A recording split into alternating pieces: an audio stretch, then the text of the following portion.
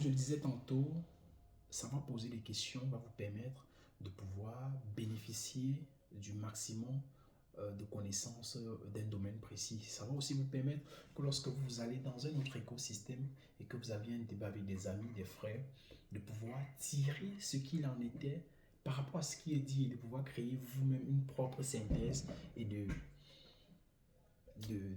proposer des choses qui est une forme de résultante, qu'on va le dire ainsi. Donc, il est important de savoir poser des bonnes questions. Cela montre que non seulement vous avez écouté les autres, mais vous comprenez les autres.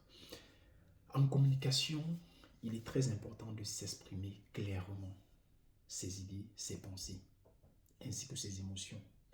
Je vais prendre le cas très simple des personnes qui sont en couple. Pourquoi je prends ce cas? Parce que beaucoup de jeunes aujourd'hui se marient et vous allez vous rendre compte que dans quelques années, ils vont divorcer parce qu'ils avaient mis le mariage sur l'aspect festif. C'est-à-dire, on voulait dire, je suis le fils de tel, j'ai épousé la fille de tel. On a mis un ensemble de protocoles sur pied ou de processus sur pied pour avoir le mariage de rêve. Mais au final, on se rend compte qu'on ne parvient pas à habiter ensemble. On n'habite pas ensemble, on ne parvient pas à vivre ensemble, juste qu'on ne se comprend pas. On n'écoute pas l'autre, on ne pose pas les questions à l'autre, on ne cherche pas à comprendre l'autre et on n'exprime pas clairement ses idées ou ses émotions à l'autre.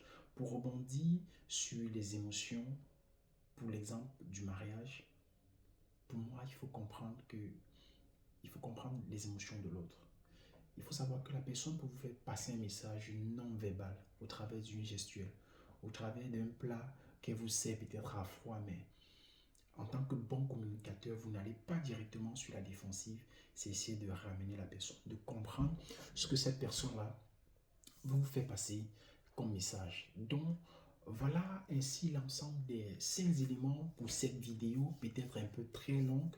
D'ailleurs, l'une de mes vidéos les plus longues que j'ai réalisées depuis que j'ai commencé avec la production de contenu, ainsi faite pour vous permettre de vous déployer en 2025. Soyez quelqu'un de discipliné, soyez quelqu'un de très organisé, soyez quelqu'un qui a une certaine confiance en soi, soyez quelqu'un de créatif qui a l'art de résoudre des problèmes aux différents, des observations, des questions qu'il pose, soyez quelqu'un de très résilient, soit aussi quelqu'un qui a une certaine maîtrise et une gestion de ses émotions, mais soyez surtout quelqu'un qui a l'art de communiquer.